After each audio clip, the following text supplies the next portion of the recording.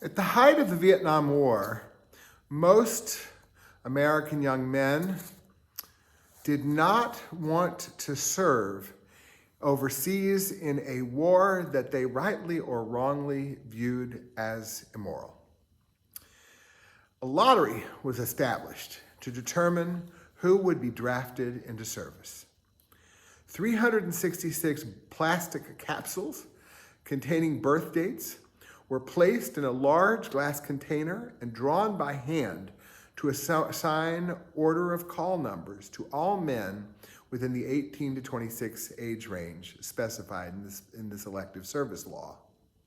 If a man's birthday came out as number 1, he would be drafted first. If his birthday was lucky number 366, he would not be drafted. June 27th, my birthday, was unlucky in the first 3 years, coming out at numbers 64, 55, and 7, while I would have escaped any concern of being drafted in 1972 when my birthday's randomly assigned number was 330.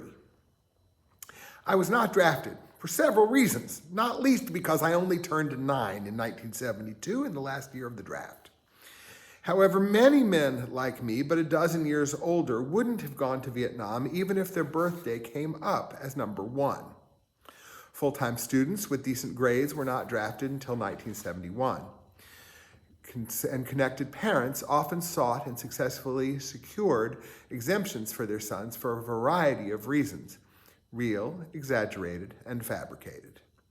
President Biden and President Trump were far from alone in having been excused from service for asthma in Biden's case or bone spurs in Trump's. Those from less advantaged backgrounds could avoid the draft by becoming fathers, which many did, and American birth rates rose during the years of the draft. Others fled to Canada or engaged in civil disobedience, burning their draft cards, for example. Some even committed felonies to make themselves ineligible for the draft. The overrepresentation of poor and working class Americans in the Vietnam War was not an outlier in American history. The critique was articulated by Benjamin Franklin during the Revolution. During the Civil War, conscription could often be avoided legally by literally buying an exemption, prompting critics to call the conflict a rich man's war and a poor man's fight. After the Vietnam War, though, the United States shifted to an all-volunteer force. Researchers found that at the outset, those with limited opportunities outside military service, that is, lower-income Americans and members of racial and ethnic minority groups, were most likely to serve. Later, though, they found the move toward a smaller and more technologically advanced military has made military recruitment more selective and created a tendency in the opposite direction. Today's recruits often score higher than the civilian population on cognitive skills tests and come from households with above average median parental income and wealth. The overrepresentation of minorities in the military has declined in recent decades. Even military casualties disproportionately suffered by black men in Vietnam were experienced differently in Iraq and Afghanistan, where non-Hispanic white armed service personnel were killed at slightly higher rates than their percentage of our population. The Torah, too, is concerned about who constitutes the nation's fighting force. In this case, the Israelite army to conquer the land of Israel. The book of Numbers gets its name from the census that God commands, instructing Moses and Aaron to list every male from the age of 20 years up, all those in Israel who are eligible to bear arms. Still, though, not all Israelite males over age 20 were to be counted. The Levites were exempt. God commands, do not in any case enroll the tribe of Levi or take a census of them together with the Israelites.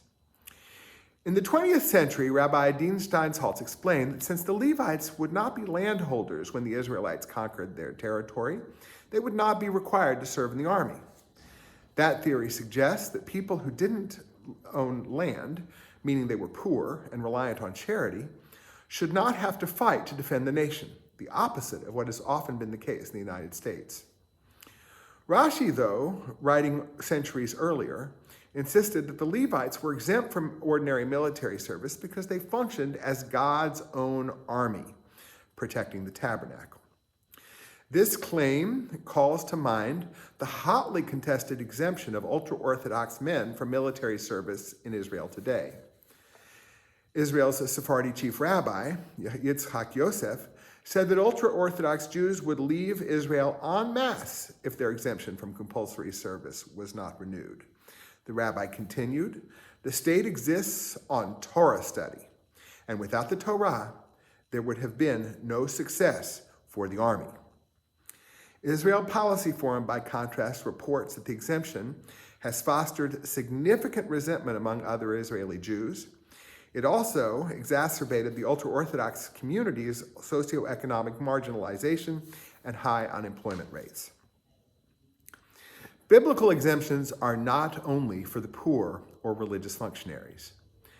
Near the end of Numbers, two tribes, Reuben and Gad, want to settle east of the Jordan River outside the Promised Land. Moses is enraged, thinking that they are seeking to dodge the draft, as it were, to get out of fighting alongside the other tribes to conquer the territory God had promised them. The Reubenites and Gadites, though, reveal another motive.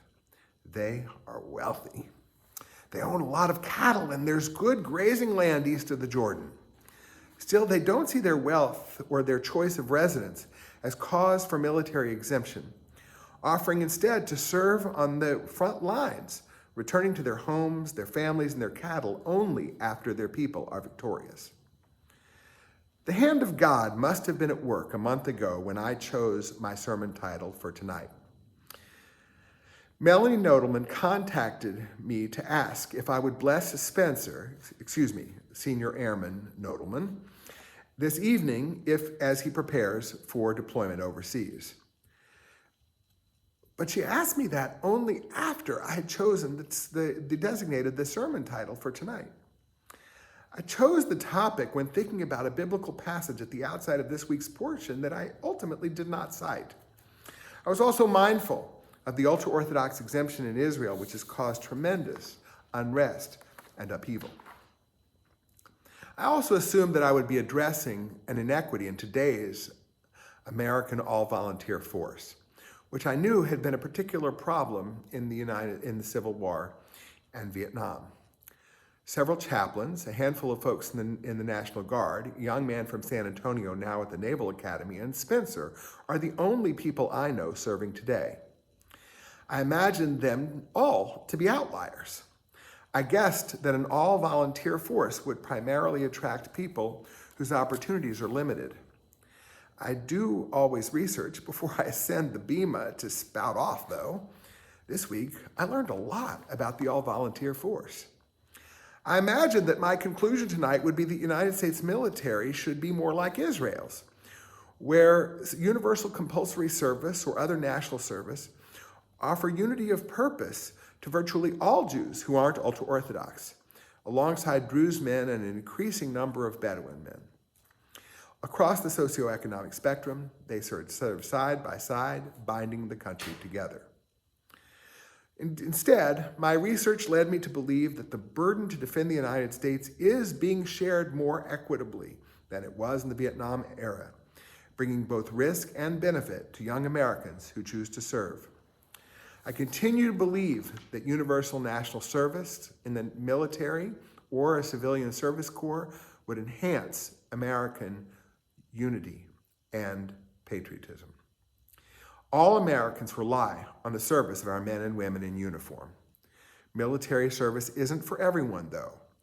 Just as Dylan Nodelman also serves, albeit as a civilian in a different uniform as a first responder, just about every young adult could offer 2 or 3 years of service to our country, and both they and our nation would be enriched. We must do something, after all, to heal America's toxic divisions. Let us do so with strength, and then may we strengthen one another and build a better America together.